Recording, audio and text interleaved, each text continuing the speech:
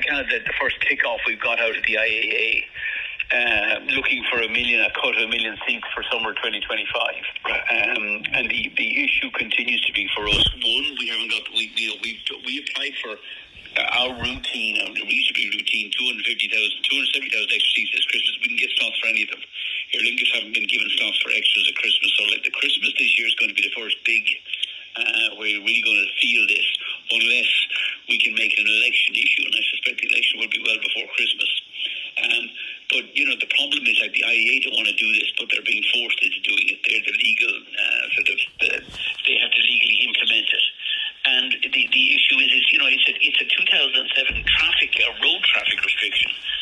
We're at 32 million passengers. There's no issues over road traffic.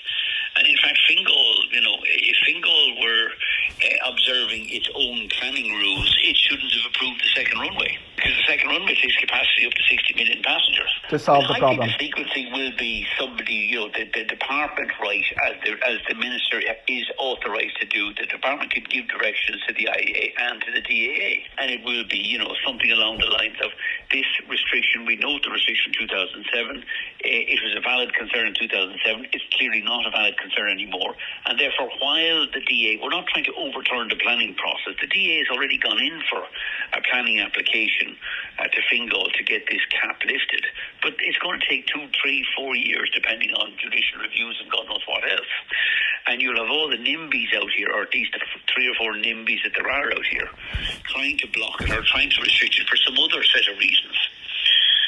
But it won't be because of road access at Dublin Airport. The minister has to move, otherwise, and he kind of owns and controls the IAA. If he doesn't move, there's 2 things. One, the minister can fix it in time for Christmas. If he doesn't, then I suspect, we, Aer Lingus, the DA, and the other are all taking legal action. We'll be looking for an injunction to prevent the IAA restricting Christmas capacity and our next summer capacity. Now, how soon we can get an injunction, or whether we'll get an injunction, we don't know. So it's either the minister moves, if you had a competent fucking minister, he'd move. The problem for us now is that Ryan is still minister, but he's already said he's not running in the next election, so he doesn't give a shite. And he's certainly not going to do anything useful. So maybe we'll be successful. And the problem for us is we'll probably get an injunction in time for Christmas, but we won't have the aircraft. The aircraft have already been redeployed. We put 50,000 extra seats into Belfast this Christmas because we think that will be where the overflow from Dublin will go. At the moment, the IAA are saying we want at least 1 million less seats. So this year, the seat capacity this summer is 26.4. And they're saying now next year we want proposals for 25.2, and even that might be insufficient. So the honest answer is nobody really knows. Now, but it's 1 million seats. You take 1 million seats, I don't know what Dublin Airport is doing, 32 million passengers a year, so probably 18, 19 million passengers during the summer season. You're going to take 4 or 5% off that capacity. We can't get the capacity. We're growing in Cork, we're growing in Shannon. But we can't. We had 3 aircraft. We had planned to grow in Dublin this summer by another 3 aircraft, by an extra 1 million passengers. And the 3 aircraft have gone to Italy and Poland. There's now no growth, although, everybody except Dublin Airport is above 32 million this year. So we've grown above the cap. It's not like, if you had somebody semi-competent in transport, they just ignore it. Because we've Ryan in there. The bad thing with the Greens is you've Ryan in transport and you've Martin in tourism.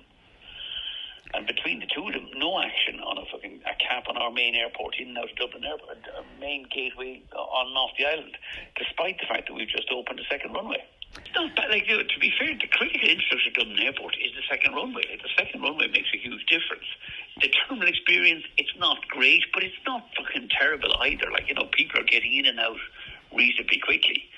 But the problem, as always, is the DAA have now put in some mother and father of planning application with, everything they could possibly want for the next 5 years. Instead of going in with, give us a sensible, scrap the cap and give us a sensible extension at T1, more gates, which is what we need. And of course, the DA want to put in lounges and the tunnel under the taxiway. Does that fucking solve nothing? The designation of Dublin Airport as an infrastructure project, same as, let's say, the data centres are. It could be easily done, but it won't solve this problem.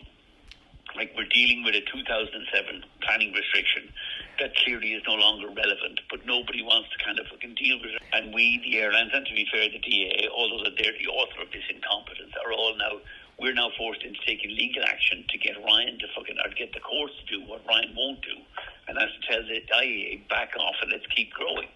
Now, we respect the planning process. DA's gone in for the planning process, but it's a bit like, going in for retention after you've built something.